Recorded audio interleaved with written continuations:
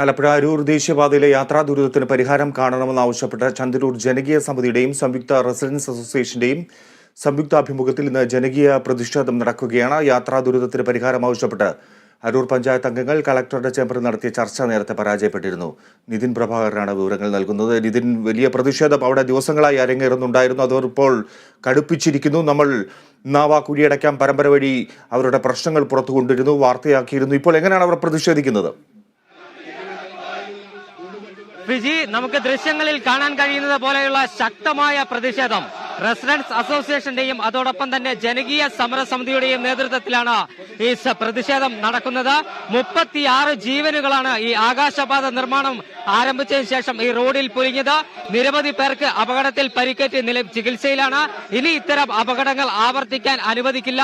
നാട്ടുകാരുടെ സഞ്ചാര സ്വാതന്ത്ര്യം ഉറപ്പുവരുത്തണം എന്നാവശ്യപ്പെട്ടുകൊണ്ടാണ് റെസിഡൻസ് അസോസിയേഷനുകളുടെയും അതോടൊപ്പം തന്നെ ചന്ദരൂരിലെ ജനകീയ സമിതിയുടെയും നേതൃത്വത്തിൽ ഇത്തരത്തിൽ ജനകീയ പ്രക്ഷോഭത്തിന് തുടക്കം കുറിച്ചിരിക്കുന്നത്. പ്രദേശത്തെ കടകൾ അടച്ചുകൊണ്ട് വ്യാപാരികൾ ഹർത്താൽ ആചരിക്കുകയാണ്. മോട്ടോർ തൊഴിലാളികൾ പണിമുടക്കിയിരിക്കുന്നു. സ്ത്രീകളും കുട്ടികളും പുരുഷന്മാരുമടക്കം നൂറുകണക്കിന് ആളുകളാണ് കക്ഷി രാഷ്ട്രീയത്തിനതീതമായി ഈ സമരത്തിൽ പങ്കെടുത്തുകൊണ്ടിരിക്കുന്നത്. അരൂർ പഞ്ചായത്ത് അംഗങ്ങൾ, അരൂർ പഞ്ചായത്തിലെ ഭരണപക്ഷ പ്രതിപക്ഷ വ്യത്യാസമില്ലാതെ പഞ്ചായത്ത് അംഗങ്ങൾ കലക്ടറുടെ ചേംബറിൽ ചർച്ച നടത്തിയിരുന്നു. ഈ ചർച്ചയിലും ഒരു തീരുമാനമാകാതെ അംഗങ്ങൾ ഒന്നടങ്കം ഇറങ്ങിപ്പെരുന്ന ഒരു കാഴ്ചയും നമുക്ക് കഴിഞ്ഞ ദിവസം ഉണ്ടായിരുന്നു. ഇതിന് പിന്നാലെയാണ് പ്രത്യക്ഷ സമരവുമായി നാട്ടുകാരുടെ നേതൃത്വത്തിൽ രംഗത്തിറങ്ങിയിരിക്കുന്നത്. വലിയ പ്രതിഷേധമാണ് അലയടിക്കുന്നത്. നാട്ടുകാരുടെ വലിയ പ്രതിഷേധം അലയടിക്കുന്നു.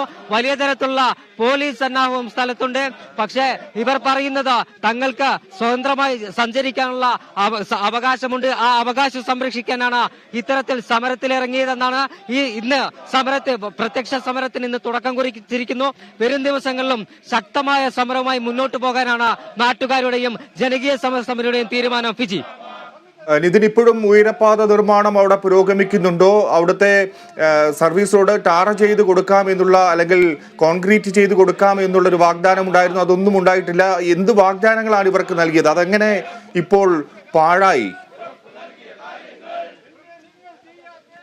ഫിജി, റോഡ് നിർമ്മാണം ആകാശപാത നിർമ്മാണവുമായി ബന്ധപ്പെട്ട് ജനങ്ങൾക്ക് സഞ്ചരിക്കാനുള്ള ബദൽ സൗകര്യം ഒരുക്കി നൽകുമെന്ന് ഈ പണി കരാറെടുത്ത കമ്പനി ഉറപ്പ് നൽകിയിരുന്നു. എന്നാൽ ഈ ഉറപ്പ് പാലിക്കാൻ ഇവർക്കായില്ല.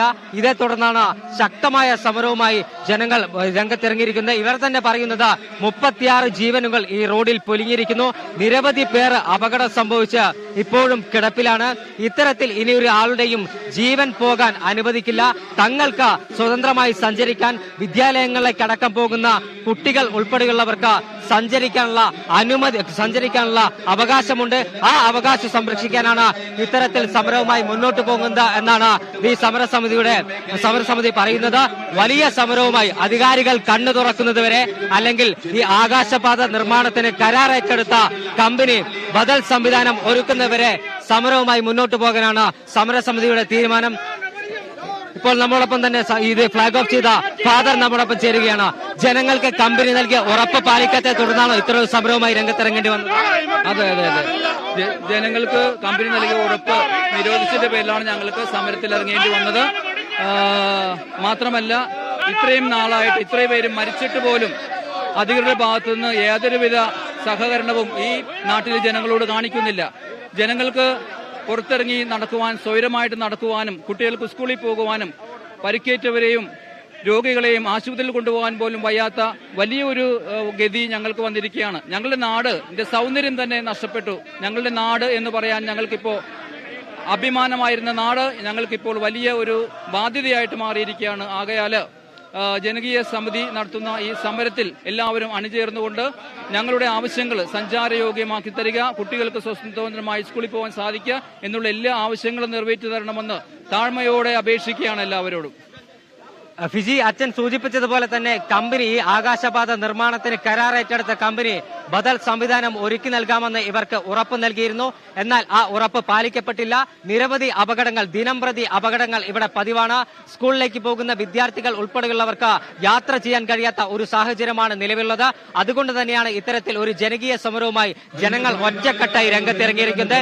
ഈ അധികാരികൾ കണ്ണു തുറന്നില്ലെങ്കിൽ ശക്തമായ സമരവുമായി മുന്നോട്ട് പോകാനാണ് ജനകീയ സമരസമിതിയുടെയും വിവിധ റെസിഡൻസ് അസോസിയേഷനുകളുടെയും തീരുമാനം. ഫിജി. ശരി, നിതിൻ പ്രഭാകരൻ റിപ്പോർട്ട് ചെയ്യുന്നു. ആലപ്പുഴ അരൂരിൽ നിന്ന് അവിടെ ജനകീയ പ്രതിഷേധം അരങ്ങേറുകയാണ്. ഉരപാത നിർമ്മാണവുമായി ബന്ധപ്പെട്ട് ജനങ്ങളുടെ വാഹന യാത്രയെല്ലാം ദുരിതമായ പ്രതിസന്ധിയിലായ സാഹചര്യത്തിലാണ് ജനങ്ങൾ ഒറ്റക്കെട്ടായി ഇപ്പോൾ പ്രതിഷേധവുമായി തെരുവിൽ ഇറങ്ങിയിരിക്കുന്നത്.